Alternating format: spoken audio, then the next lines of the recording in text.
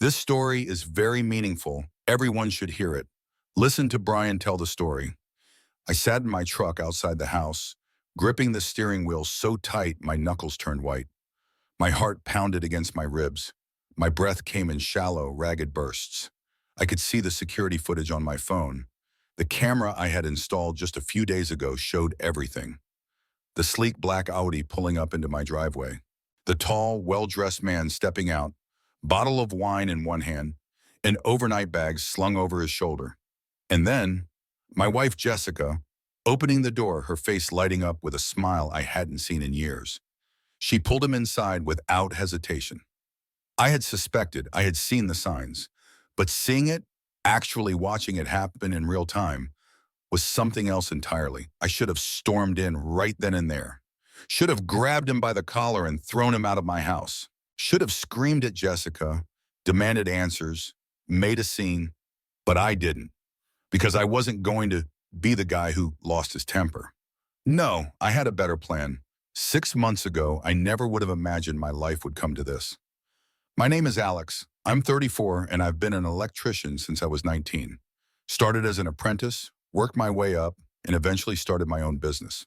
It wasn't much, just me and two other guys wiring up houses and commercial spaces around town, but it was mine. I met Jessica 6 years ago at a friend's party. She was sharp, ambitious, with this contagious laugh that could make a room brighter. She worked in marketing, always talking about campaigns and branding strategies I didn't really understand, but I loved listening to her talk about them. We dated for 3 years before getting married, bought a house together, a modest 3-bedroom in a good neighborhood. I paid for most of it, but I never held that over her. We had plans, talked about kids, about the future. The first few years were good. She used to wait up for me when I came home late from a job, a plate of food left on the counter. She'd brag to her friends about how her husband could fix anything. We spent weekends together, fixing up the house, hosting game nights, taking small road trips. But then she changed. At first, it was subtle. New clothes, a different perfume, late nights at work, more and more talk about this guy at her office. Mike. Mike with his fancy MBA. Mike who always had brilliant ideas. Mike who thought she had so much potential. I should have noticed sooner. I should have asked more questions. But I was busy, working long hours to make sure we had a good life.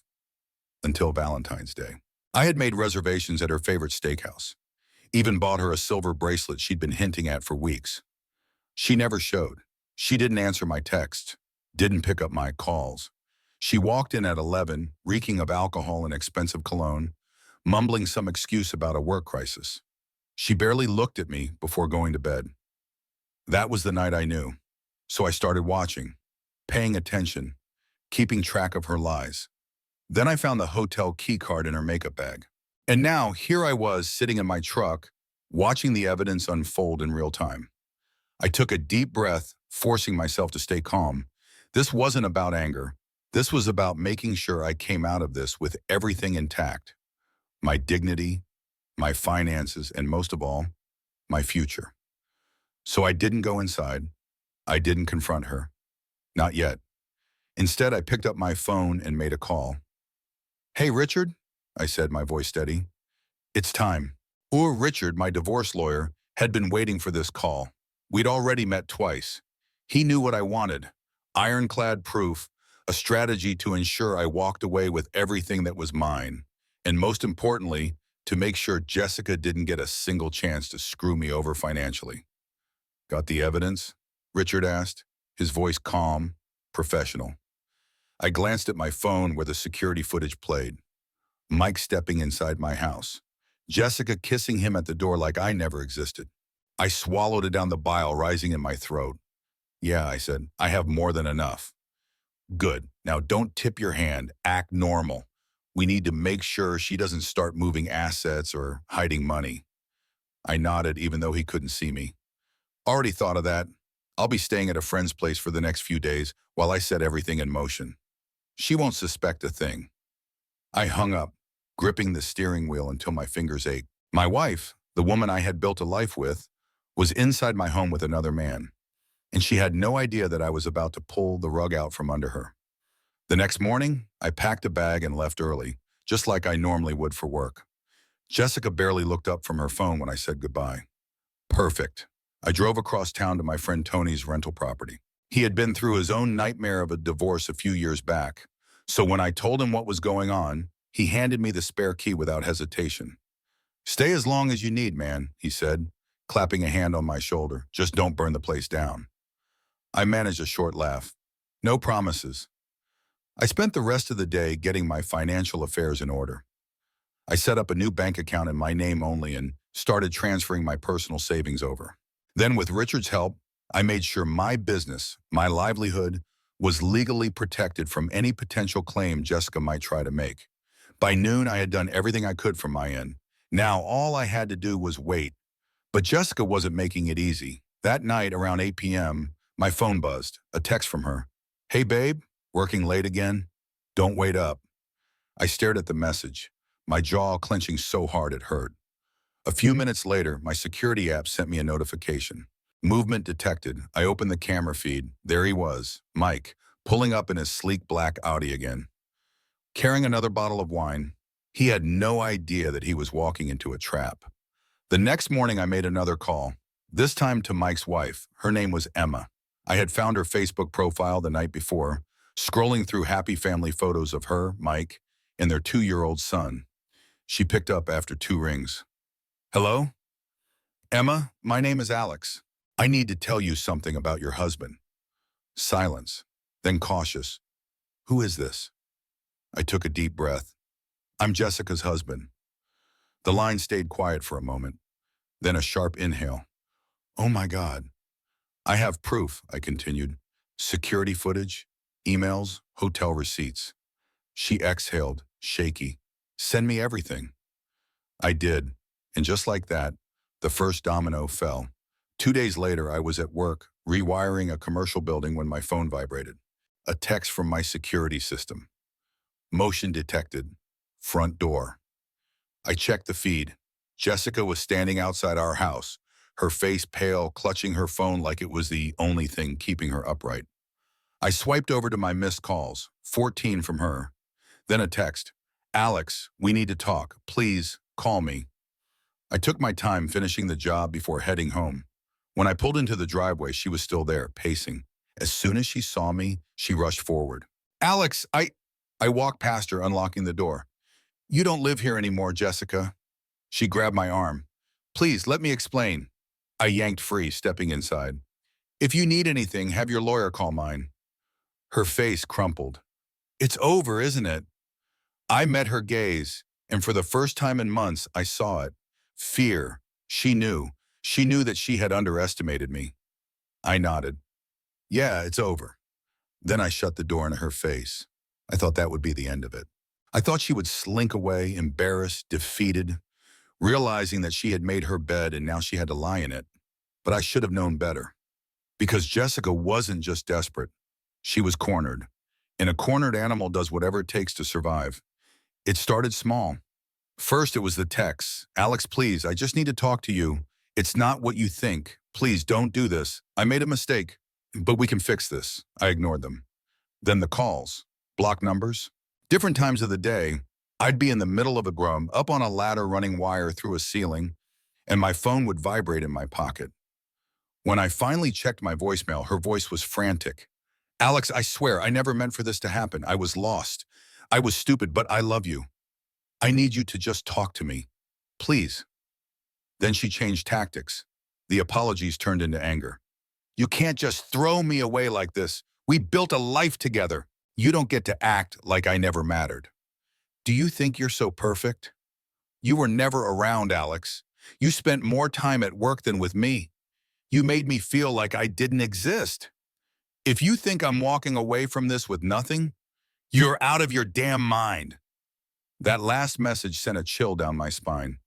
Because that's when I knew she was done playing nice. She wanted a war. 2 days later, I was leaving a job site when my lawyer Richard called. We've got a problem, he said. I sighed. Of course we do. What now? Jessica just filed an emergency petition for spousal support. I nearly dropped my coffee. What? She's claiming that you abandoned the marriage without warning, leaving her financially unstable, and that she needs immediate monetary support until the divorce is finalized. I let out a bitter laugh. Financially unstable. She was planning on running off with Mike 2 weeks ago. Where's all that ambition now? Richard sighed. Look, the good news is we have more than enough proof to counter this. The security footage, the emails, even her own damn note saying she left you. But this still means a court date, and it's going to slow things down. I gritted my teeth. So what do? We fight it aggressively. But in the meantime, do not, I repeat, do not respond to her. No texts, no calls, nothing. She's looking for a reaction. Don't give her one. I hung up, gripping the steering wheel so hard my fingers ached. This wasn't about money. This wasn't even about the marriage anymore. This was about control, and Jessica hated that she had lost it. A week later, I got home from work late. I was exhausted. My guys and I had been working on a big rewiring job for a new restaurant downtown, and all I wanted was to take a shower and pass out. But as soon as I pulled into the driveway, my stomach dropped, because Jessica was sitting on my porch. Again. Except this time, she wasn't alone. Next to her stood a man in a cheap suit holding a briefcase. He looked up as I stepped out of my truck, and immediately I knew. Her lawyer. Jessica stood, her arms crossed tightly over her chest. "We need to talk," she said. I exhaled through my nose, fighting the urge to just get back in my truck and drive away. "We have nothing to talk about. Anything you need to say, you can say through your lawyer." Her lawyer cleared his throat. "Mr. Carter, my client is simply trying to resolve this in a way that's fair for both parties. She was your wife for 6 years. I cut him off with a sharp laugh. "Oh, is that how we're spinning it now? I could have sworn she was planning to leave me for her boss while spending my money and lying to my face. But sure, let's talk about fairness." Jessica's face twisted. "Damn it, Alex, why are you being so cruel?" I took a step closer, lowering my voice. "You don't get to play the victim, Jessica. You made your choice. Now you're just pissed that you lost." She looked away, biting her lip, her breath shaky. But her lawyer cleared his throat again, shifting his briefcase. "We're willing to negotiate," he said smoothly. "If you agree to a temporary financial settlement, we can keep this from getting dragged out in court." I stared at him, then at Jessica, and then I smiled, because suddenly I understood. She was desperate. She was running out of options. She thought if she could shake me, guilt-trip me, or force me into a rushed agreement, she'd walk away with something. But she had underestimated me. Again. I leaned against the door frame, crossing my arms. "You want money?" I said. "Fine, let's take this to court. Let's make it official. But just so we're clear, I have evidence, I have legal representation, and I have zero intention of giving you a single cent more than you deserve." Jessica's expression cracked. "Alex," I turned to her lawyer, "if your client wants a fair deal, she should talk to Richard. If not, we'll let the judge decide. Either way, this conversation is over." Then, without waiting for a response, I stepped inside and shut the door in their faces. But as I locked it, I could still hear Jessica on the other side. Her voice was shaking now. "You'll regret this," she said. Maybe, but somehow I doubted it. A month later, I was sitting on my back porch, beer in hand, watching the sun dip below the trees. The divorce was nearly finalized. The court had ruled in my favor on almost everything. Jessica got nothing but what she was legally entitled to, half the joint account, which I had already split before she left, and her personal belongings. No spousal support, no claim on my business, nothing else. Mike wasn't faring much better. Last I heard, his wife had gone nuclear, divorce, full custody of their kids, and a lawsuit against his company for misconduct. He lost his job, his fancy apartment, and from what my lawyer told me, he was drowning in legal fees and alimony. Jessica had moved back to Ohio with her parents. My security cameras had caught her trying to come by one last time, standing outside my house in the middle of the night, just staring at it. She never knocked, never called, just stood there. Then she left. For good. My life was quieter now. Better. My business was thriving. My guys and I had more work than we could handle. And for the first time in a long time, I felt like I could breathe again. Funny thing was, I wasn't even angry anymore. Jessica had made her choice. She had gambled on something she thought was better, and she lost. I didn't. If there's one thing I learned from all this, it's that you should never ignore the signs.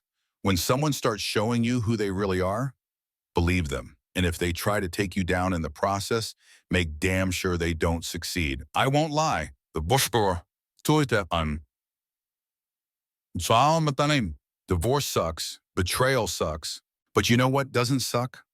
Walking away with your dignity, your future intact, and the knowledge that the person who tried to ruin you is now living with the consequences of their own actions. So what do you think, Reddit? Ever had someone try to screw you over and fail spectacularly? Drop your stories in the comments. Let's talk.